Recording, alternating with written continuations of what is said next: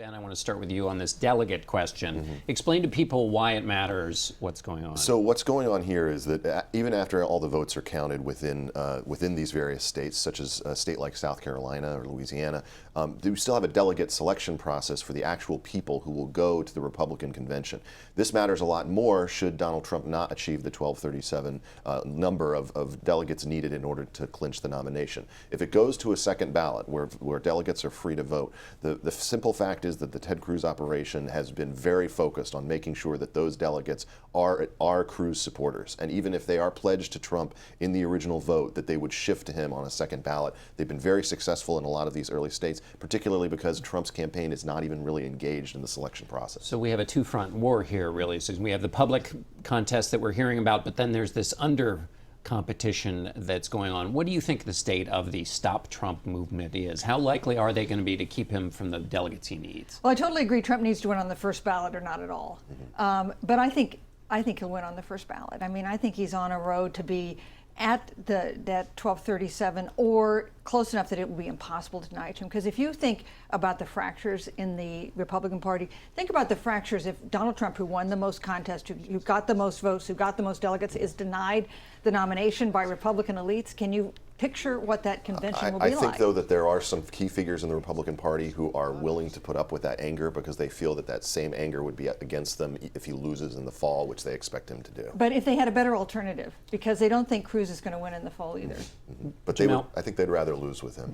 Jamelle, what is John Kasich's role in life now? He's still in there, he's fighting, he says, but there are a lot of people continuing to say, stop it, because they want it to be a contest just between Ted Cruz and Donald Trump. I mean, in Kasich's favor, the case that if he were not there, Cruz would win is not as strong as it looks. If various pollsters have looked at this, and some find that Cruz ends up ahead, some find that Trump ends up winning sort of in a straight fight. And so it's hard to say how it goes. I do think that with Kasich there, it definitely makes it more difficult for Cruz to even get to a point where he could challenge and beat Trump one-on-one.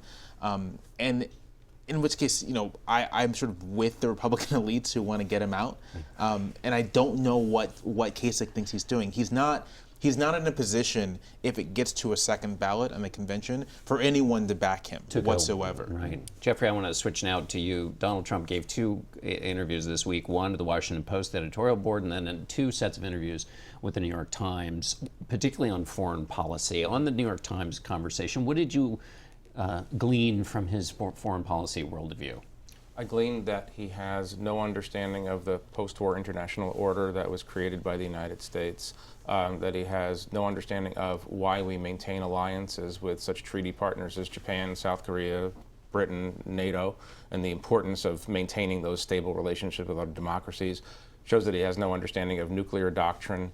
I mean, other than that, it was cool. It was really remarkable to imagine that someone who shows so little interest in understanding why the world is organized the way it is organized is this close to the presidency of the world's only superpower. It's interesting. You look at the four candidates who you think might possibly be nominated, like Clinton and Sanders or Trump and Cruz, and there's only one who's in the mainstream of either Republican or Democratic foreign policy thought, and that's Clinton. Right. The others are in what would generally be considered kind of fringe positions on these issues. And so I thought it was interesting that George Shultz, attended the Hillary Clinton speech at Stanford about her worldview, and I wonder what kind of message that was intended to send. Donald Trump name-checked George Shultz. He says as the Secretary of State he liked. Yes, it's interesting to see. I agree with that frame.